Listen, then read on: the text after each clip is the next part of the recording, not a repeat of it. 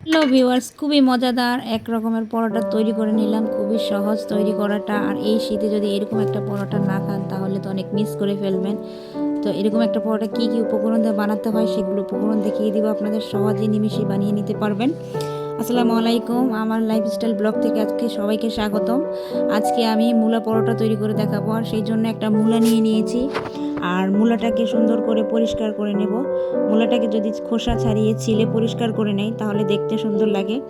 তো এই জন্য আপনারা প্রথমে খোসাটা ছাড়িয়ে নেবেন, সুন্দর করে পরিষ্কার করে কেটে এগুলো পরিষ্কার করে নিলে দেখা যায় সহজেই আপনি গ্রেড করতে সুবিধা হবে। তো আমি এটা ছুরির সাহায্যে কাটবো না, এটা আমি গ্রেড করে নেব যাতে ঝটপট হয়ে যায়, নিমেষেই পরোটাটা তৈরি করে নিতে পারেন। আর অনেকেই যারা মূলা খেতে পছন্দ করেন না তাদের জন্য একটা টিপস নিয়ে এসেছি, যে আপনারা চাইলে এরকমভাবে যদি মূলাটাকে গ্রেড করে আপনি যদি সেভাবে পরোটা তৈরি করেন তাহলে একটু মূলার স্মেলটা থাকবে না। তাহলে দেখা যায় যারা মূলা খেতে পছন্দ করে না তারাও এই পরোটাটা খেতে খুবই পছন্দ করতে পারেন।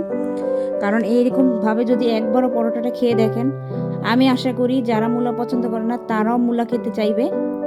তো প্রথমে আমি একটা পাতিলে এগুলো নিয়ে নিয়েছি। তো আমি এর মধ্যে পানি দিব না, শুধু এগুলো দিয়ে সিদ্ধ করে দিব, যে মূলার পানিটা থাকবে। তো এটা দিয়ে একটু ভাপ দিয়ে নিয়েছি। তো ভাপানোর পরে এটাকে এখন আমি ভালো করে এটার পানিটা ছেঁকে নিবে, স্ট্রেনে করে ভালো করে ছেঁকে নিলে কি হবে, মূলার অবশিষ্ট যে পানিটা থাকবে সেটা একদম ছেঁকে নিলে মূলার মধ্যে কোনো পানি থাকবে না, তখন এটার স্মেলটা কমে যাবে। এই জন্য আপনারা প্রথমে এটাকে ছেঁকে ভালো করে নেবেন। এরপর যে আমি কাঁচামরিচ আর পেঁয়াজ কেটে নিয়ে তেলে একটু ভেজে নিব, কারণ আমি মূলাটাকে একটু ভাজির মতো করে নিব।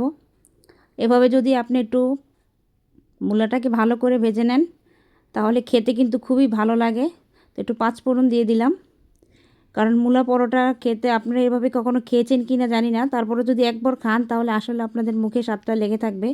তো ধনিয়া গুঁড়ো, জিরে গুঁড়ো, মরিচের গুঁড়ো, হলুদের গুঁড়ো দিয়ে দিয়েছি।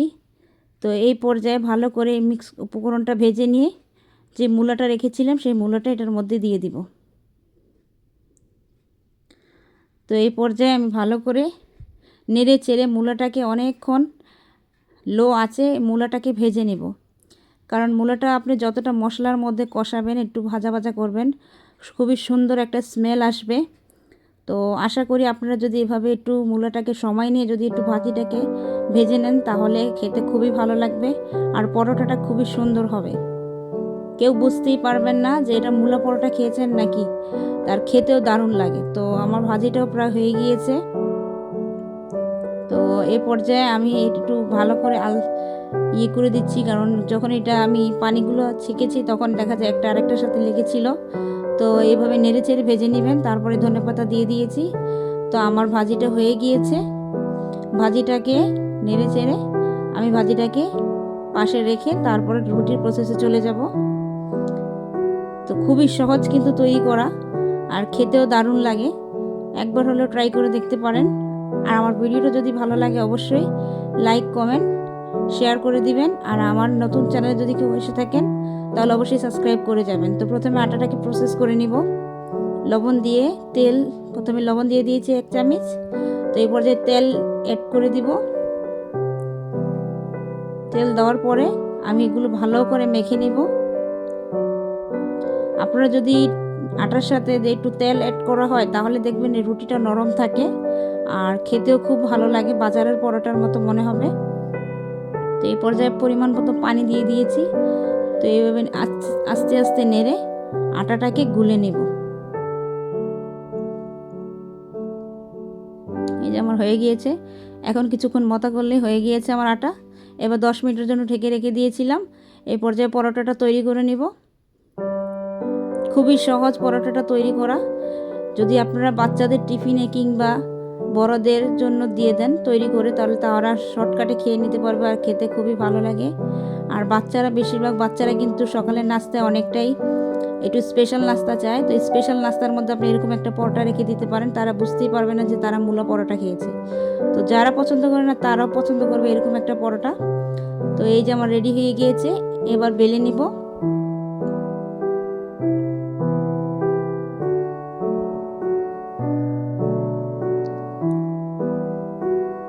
রুটিটাকে বেলে নিব, তেল দিয়ে দিয়েছি একটু।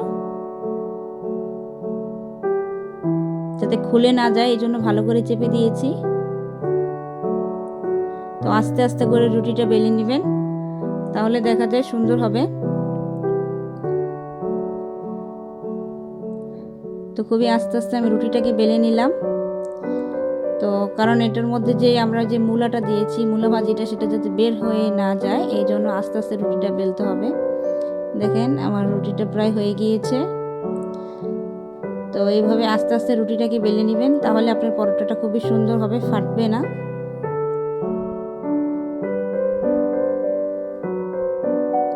তো এই পর্যায়ে আমি রুটিটাকে এবার আমার বেলা হয়ে গিয়েছে, এবার আমি রুটিটাকে ভেজে নিব।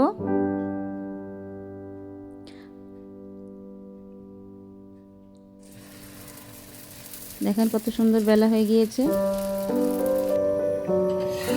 হ্যাঁ, এবার বসিয়ে দিয়েছি চুলায়, কিছুক্ষণ ভেজে নেব।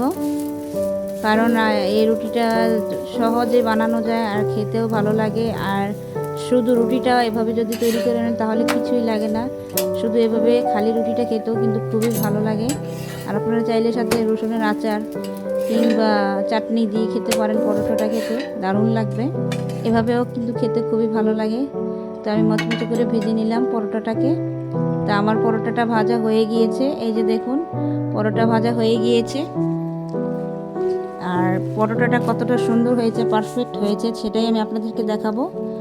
দেখেন ভিতরে খুলে দেখাবো কিভাবে এটার মধ্যে পুরো লেয়ারে সবগুলাতে দেখা যায় ভাজিটা প্রবেশ করেছে। দেখেন কত সুন্দর লাগছে, পুরোটা জায়গায় ছড়িয়েছে। তো এরকম একটা পরোটা আশা করি সবাই পছন্দ করবেন। অবশ্যই ঝটপট তৈরি করে নিতে পারেন মজাদার একটা মূলা পরোটা। তো আমার পরোটার শেষ। তো আজকে আমি শর্টকাট একটা নাস্তা তৈরি করব বাচ্চাদের স্কুলের জন্য। তো বাচ্চারা বিকালে কিংবা স্কুলের টিফিনে এগুলো নাস্তা নিয়ে যেতে পারে। তো তাদের জন্য আমি বিস্কিটের মতো করে এক রকমের নাস্তা তৈরি করে দেব তাদের জন্য। তো প্রথমে ডিমটাকে ফেটে নিলাম, ভালো করে ফেটে নেবেন। আমি একটা ডিম দিয়ে মজাদার মুচমুচে নাস্তা তৈরি করে দেব বাচ্চাদের বিস্কিটের মতো। তো এর মধ্যে লবণ দিয়ে দিলাম, তারপরে চিনি দিয়ে দিব।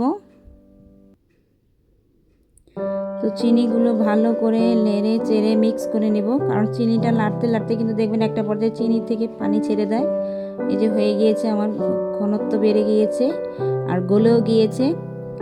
তো এই পর্যায়ে আমরা চালের গুঁড়ো অ্যাড করে দিব। তো আমি 1 কাপ চালের গুঁড়ো নিয়েছি, 1 কাপ চালের গুঁড়োতে একটা ডিম নিয়েছি। এখন এটা ভালো করে মিক্স করে উপকরণটাকে মথে একটা আটার মতো ডো তৈরি করে নেব।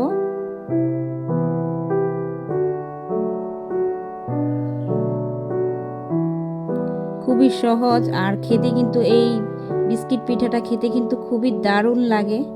তো এই যে আমি খুবই ঝটপট করে নিয়েছি, এই জন্য আমার পিঠাটা একটু সময়, আপনারা যদি তৈরি করতে চান তাহলে অবশ্যই এই ডোটাকে আপনারা অন্তত আধা ঘন্টা রেস্টে রেখে দিবেন, তাহলে আপনার পিঠাটা অনেক সুন্দর হবে।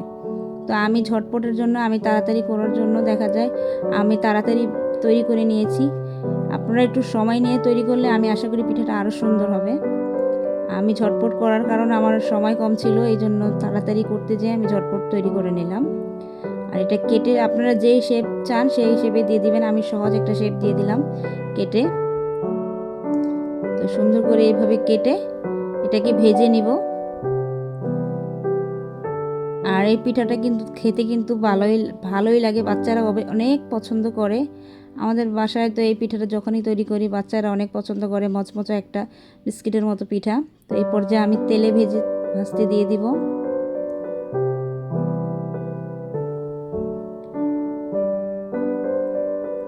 তো চুলার আঁচটা একটু মিডিয়াম রাখবেন, কারণ বেশি হাই হলে দেখা যায় তাড়াতাড়ি লাল হয়ে যায়, যেমন আমার কয়েকটা লাল হয়ে গিয়েছিল।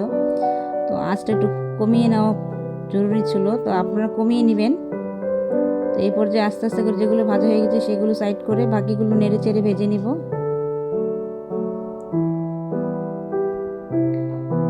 তো এই ভাজা হয়ে গিয়েছে আমার, নেড়ে চেড়ে কিছুক্ষণ ভাজার পরে এই যে আমার মচমচা পিঠা তৈরি হয়ে গেল, বিস্কিট পিঠা। আর কতটা মচমচে দেখুন।